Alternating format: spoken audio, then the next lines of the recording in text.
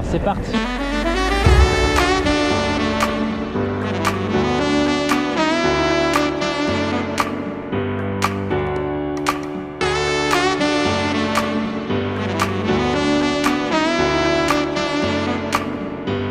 Good morning. We are the visitor from the head office. Okay. The line. Thank you, thank you. With ID. Ouais, yeah, sure.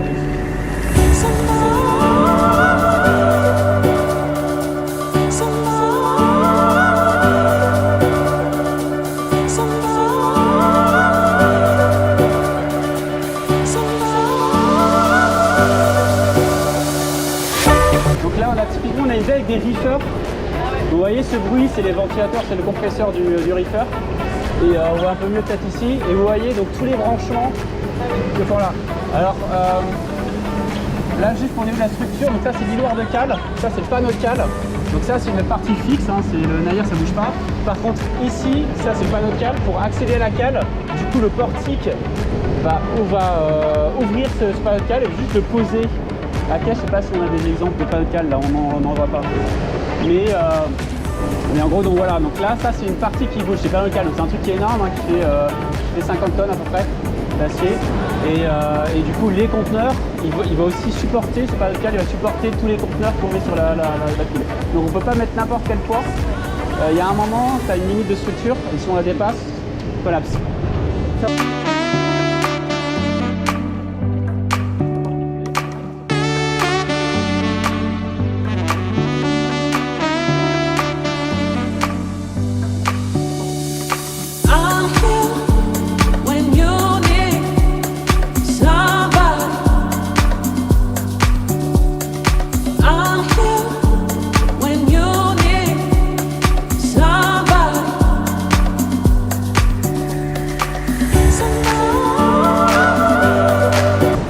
Donc là, vous voyez bien sur un panneau de cale, c'est designé pour prendre du 40 pieds. Hein. Donc vous voyez là, il y a ces espèces de structures, ça c'est ce qu'on appelle les lashing bridge. Donc qui sont là en fait pour mettre les barres de silissage le plus haut possible. Vous voyez les barres de silissage, c'est des grandes barres en fer. Ouais. Donc voilà, donc ça maintient. Et l'intérêt d'avoir ces lashing bridge, c'est de pouvoir saisir le conteneur le plus haut possible et donc de pouvoir mettre le plus de conteneurs possible. Parce que si vous accrochiez les conteneurs dès le premier plan, on monterait 3-4 hauteurs, pas possible, pas plus. Donc là, on gagne en capacité de charge avec ça. Okay. Donc sur un panneau de cale typique, on met soit un 40 pieds, soit deux 20 pieds. Donc là, c'est du conteneur 20 pieds. Et là, avec la particularité, à votre avis, voilà, hazardous cargo. Donc là, on est sur du classe 6 toxique. Donc on va pas rester trop pas non plus. Toxique.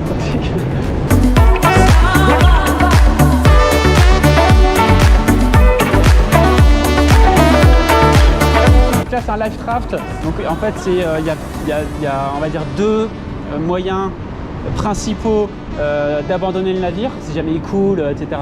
S'il se prend un missile outil. Ça va être par des life rafts, donc là qui sont positionnés à l'avant, au niveau des emménagements et à l'arrière. Donc vu que le navire fait 400 mètres, si le mec est coincé à l'arrière, il a quand même une possibilité de faire ça. Donc il y a des systèmes automatiques.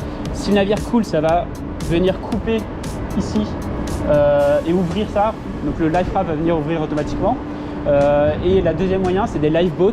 Donc là, c'est des embarcations en dur et qui sont par contre que au niveau des emménagements, bâbord et tribord. Et il y a combien de personnes qui peuvent aller là-dessus? Et alors, how many persons capacity? This one is 6 persons. 6 persons, this one. Ouais.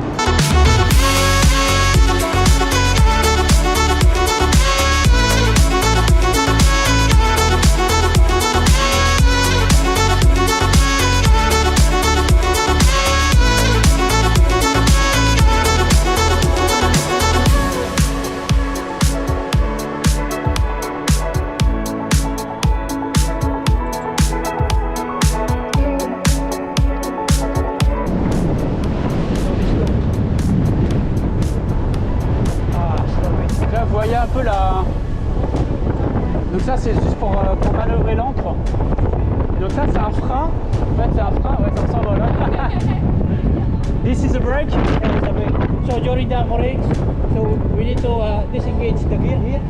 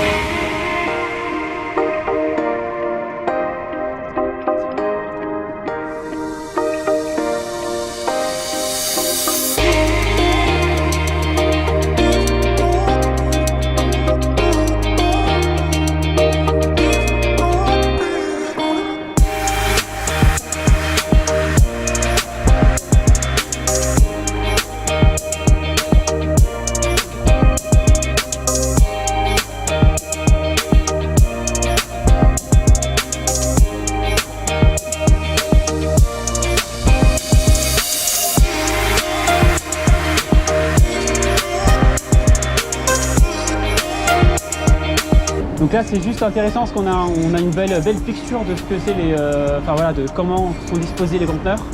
Donc comme vous disiez, les twist locks que vous avez vus, on va dire il y a deux types principaux. Il y a les manuels qui sont du coup positionnés. Yeah. When they discharge, they just open this one. Voilà. So this one is unlocked. This one is locked. And This this one is semi-automatic. See, you see this one? They pull this one to remove the container. So that's why they have some stick to put this speed here.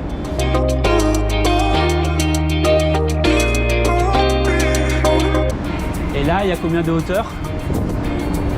1, 2, 3, 4, 5, 6, 7, 8. Yeah. To the maximum, almost. Sometimes 9 maybe. Sometimes it's 9, sometimes it's 10, you know. Donc c'est des putains de murs, quoi.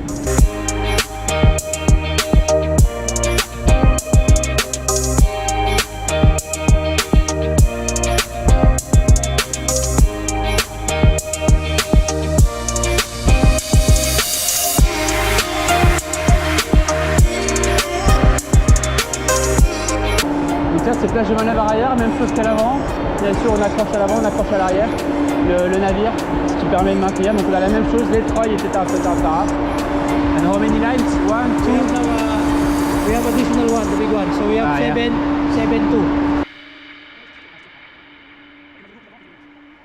2. Et ça c'est it's a towing line. Towing line.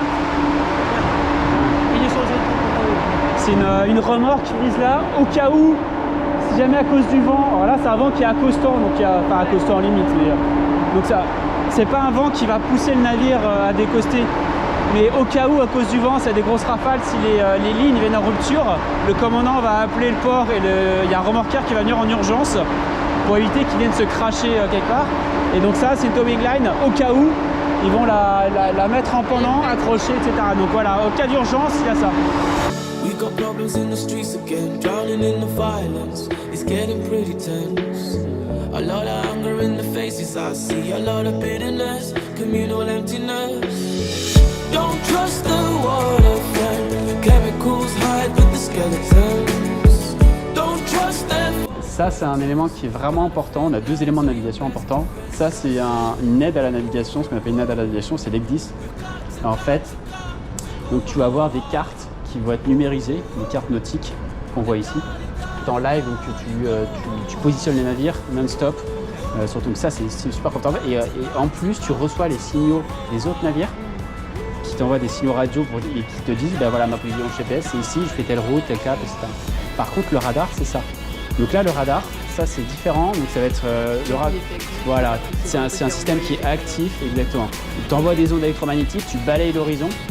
Et tu reçois, quand tu as des échos, ils reçoivent un système. Donc là, tu vas vraiment avoir l'écho réel.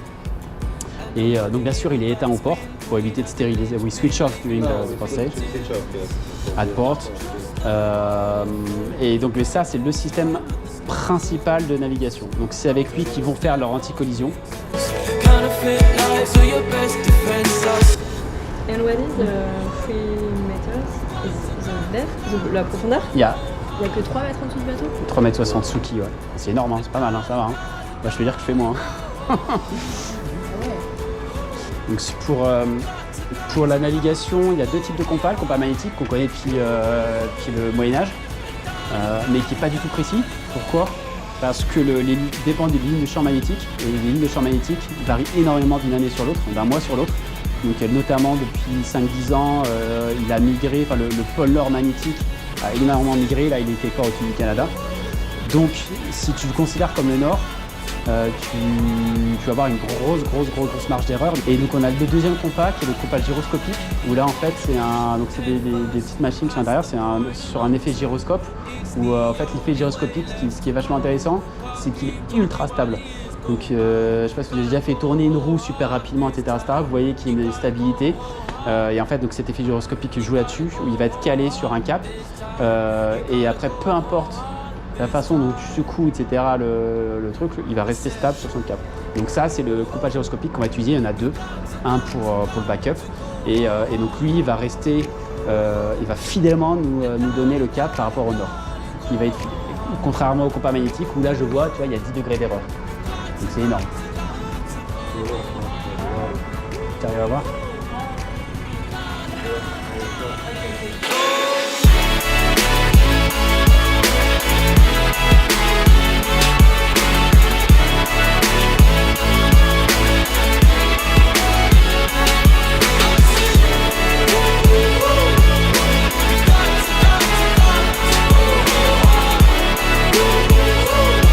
Et donc il y a le commandant, donc l'officier de quart qui l'assiste, et le timonier qui va être là et qui va barrer en manuel. Alors ça c'est vraiment pour les phases de manœuvre.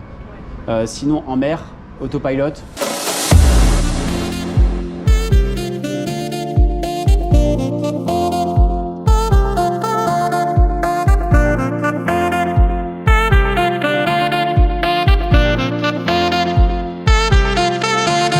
C'est un contrôle direct du moteur principal. Alors, il faut voir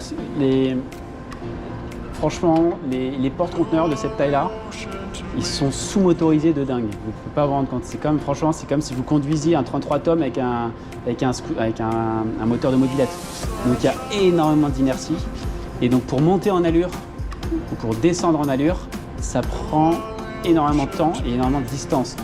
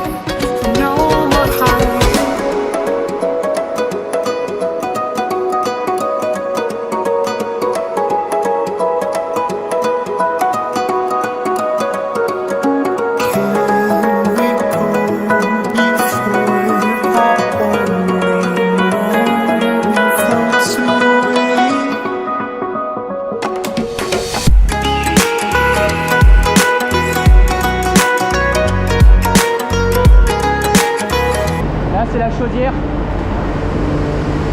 En fait, pourquoi on a une chaudière ici? Parce que on brûle du fioul qui est très lourd. le HFO. Et à température ambiante, c'est une pâte. Donc on est obligé de la chauffer à 50 degrés dans les tanks pour pouvoir la pomper. Et ensuite à 110 voire 120 degrés pour l'injecter dans le moteur. Et à 120 degrés, du coup, c'est une viscosité qui est beaucoup plus faible. Donc c'est quasi du liquide. Et là, on peut l'injecter dans le moteur. Mais donc là, on a des chaudières qui fonctionnent tout le temps. Alors soit avec un gros brûleur comme ça c'est un putain de brûleur qui envoie une énorme flamme.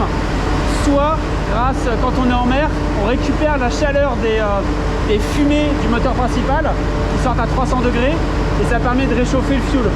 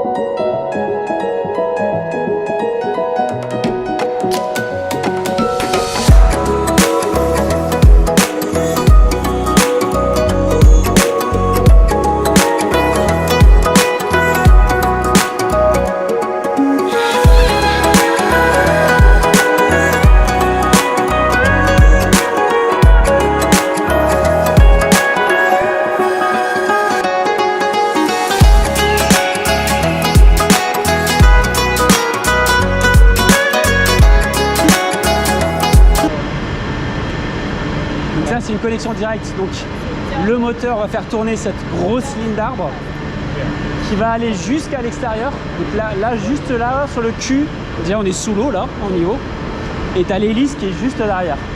Et donc ça va faire tourner directement l'hélice.